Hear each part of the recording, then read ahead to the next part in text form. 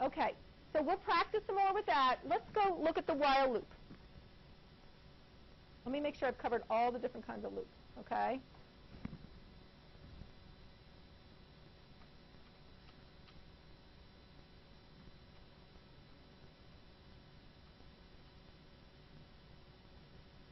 Okay, so this is a Sentinel loop where we are totaling. So in this case, we need an accumulator. So we're taking prices and we're totaling them, and we're using -1 as our Sentinel in this case. Notice my start step, my test step, my action step is just totaling, and my restart step is getting the new step, and I print the total at the end. This is an example of a Sentinel loop where I'm totaling. Okay? This loop is a little different. This time, I'm basically using this loop to catch bad values. So I'm reading in a number, and if it's less than 0, I'm giving them another chance, saying, I don't want a negative number. I only want positive. So hopefully they entered a positive value, and I never get inside this loop. But this loop would continue to loop until they gave me the right value. So you're going to have a lot of, okay, we're going to hold off on files. I'll do that on Thursday. Oh, yeah. Yep. All the loops are on the quiz. I'm holding off on files. Okay. So here's the counted loop. This loop prints hello 10 times. We can do this both using a while loop or a for loop. Okay. Now what is this loop doing? What is this loop doing? How does this loop differ? What's different about this one, Brianna? So this time, we don't necessarily, so the problem may not say do something 10, do something 100. We ask the user how many times they want to do it. But we can still use the counted loop. Because in this case, we read in the count. And we go either up into, we can either go from count less than the number, or we can decrement the count down. Either way is appropriate. Either way is okay to do. But this time, we let the count is actually a variable. And that's perfectly fine to do as well. Okay? All right, so everybody should know when to use a counter, how to use a counter, right? So when do we need counters? For a generic problem, when do we need counters?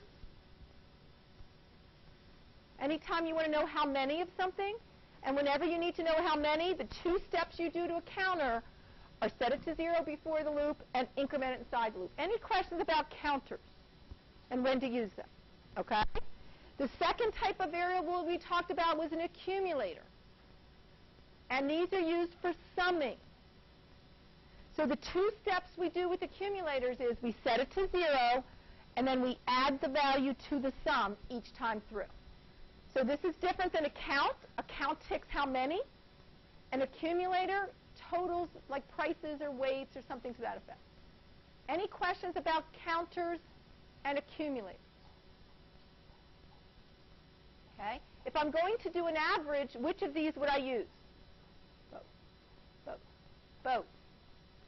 If I'm going to do an average, I need to know the sum and how many. Okay? So I would have to add both of those to the action part of my loop.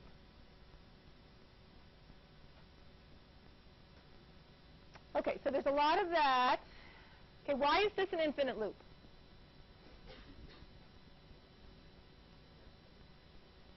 What part is missing? Since I've harped about these parts of the loop, what part is missing, Robert? Well, the restart step is missing. I have the start step, I have the test step, I have the action step, but I never restarted. So index is 1, 1 is less than 5, always. So this would print, what would happen if I ran this on the screen?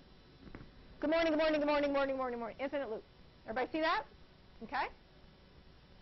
This loop is never executed because what step am I missing here? The priming or start step of the loop. I never actually primed this loop. So it most likely, unless there's some weird occurrence that answer has yes in it, it will never execute this loop. Okay? All right.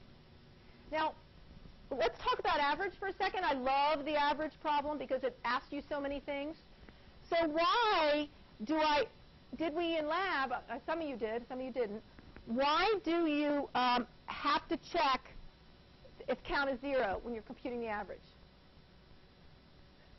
Who remembers this? Brianna. Okay, so I can't divide by 0. It causes the program gets very unhappy. You get garbage. Okay, so how is it possible that I could divide by 0?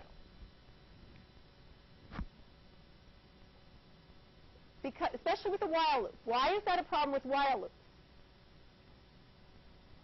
B. Right. So let's say I never enter the while loop. Because, whatever, this is an empty file, okay? But when we start off, what's count? 0. So if I never enter the loop and I divide by 0, I'm going to have that problem. So I always need to make sure that I check to make sure I can't divide by 0. Okay, so okay, here's another loop. All right, so this is just what we call a flag. A flag basically is a Boolean variable. Flag is a Boolean variable. Boolean variables have what values? True or false, okay? So I changed this loop a little bit, and I said I'm going to use a flag as my condition. Now, where we're mostly going to use this is when we do arrays and searches. Okay, we're going to use this type of loop when we do searches. But in this particular case, I'm going to keep looping so long as the InDangerous flag is not equal to true. Okay? So I have this flag called isDangerous, Boolean. Initialize it to false. And then I read in a blood pressure, and if the blood pressure is dangerous, I set it to true. Otherwise, I count it as a good reading. When I come back up here, not true is false, and I get out. So this is just another way of setting up a loop using a flag opposed to a count or a sentinel. As I said, we're really going to use this when we do searches. We're going to use a Boolean found variable, and that's the case where we'll be doing using flags.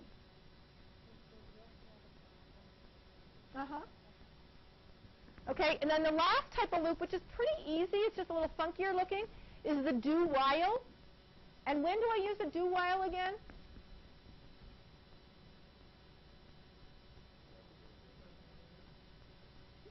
For menus, okay, because one of the things I do in a do while is I print the menu, and the user can quit right off the bat. So the do while forces the user through the loop, and we typically quit on the condition that they've selected exit. So, I mean, it doesn't have to be that.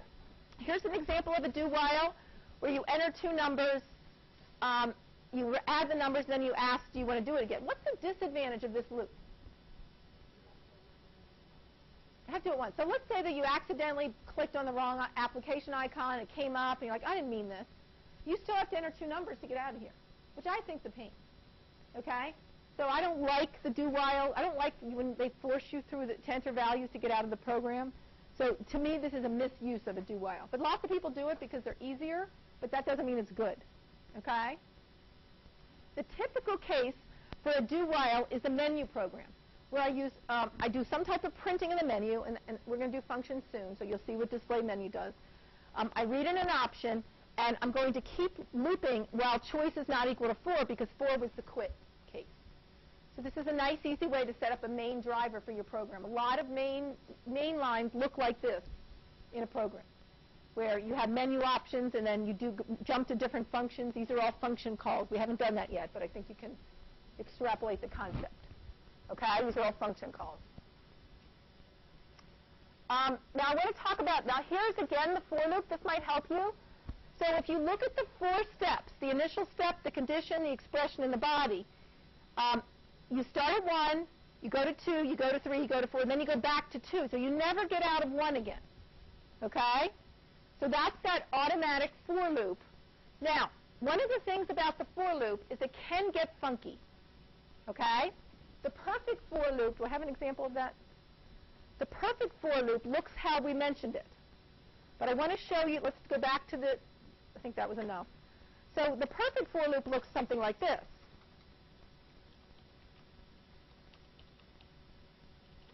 But there's nothing to stop me from really screwing around with the for loop. Okay?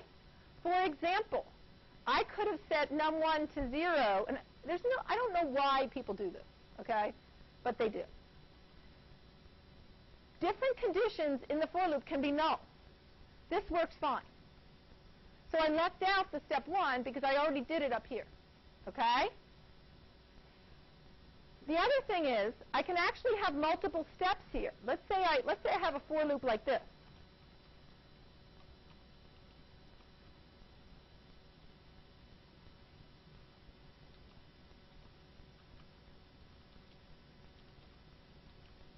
I'm just making this up, but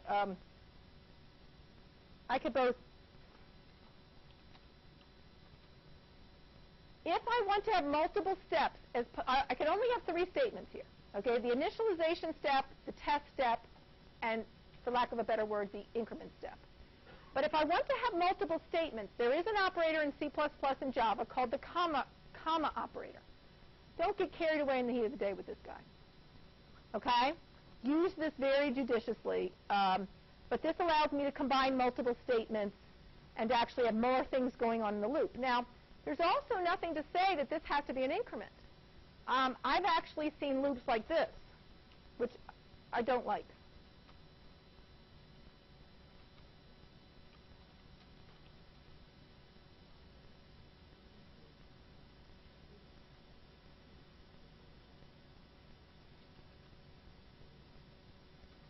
So, for example, the last step, I don't want to put something on there. The last step could actually be a cout and a plus plus. It's confusing. Why do it that way? Don't try to be tricky. Clarity is always first. If you have something that's unclear, most likely it's not going to work. But I'm just telling you that a for loop does not have to be the traditional counted loop. It can look very funky. Okay? I don't see a lot of good reasons for that. Okay? All right, so here's the example of the nested loop again. So what's the first thing that's going to happen when I get to this nested loop?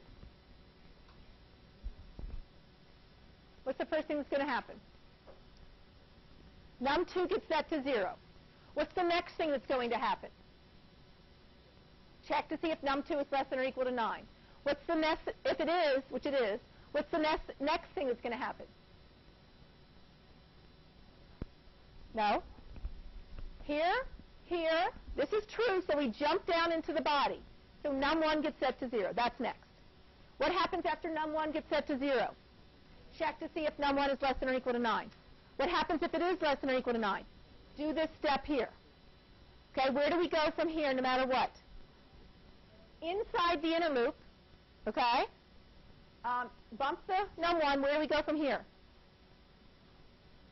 Check to see if num1 is less than or equal to 9. If it is, do here. So we keep going in this guy. So how many times does the outer loop get executed in this program, the outer loop? How many times does the num2 outer loop get executed? 10 times, 0 through 9. How many times does the inner loop get executed?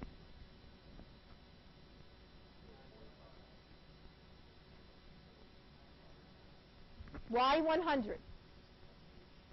Okay, so it goes through for 0, goes through 10 times.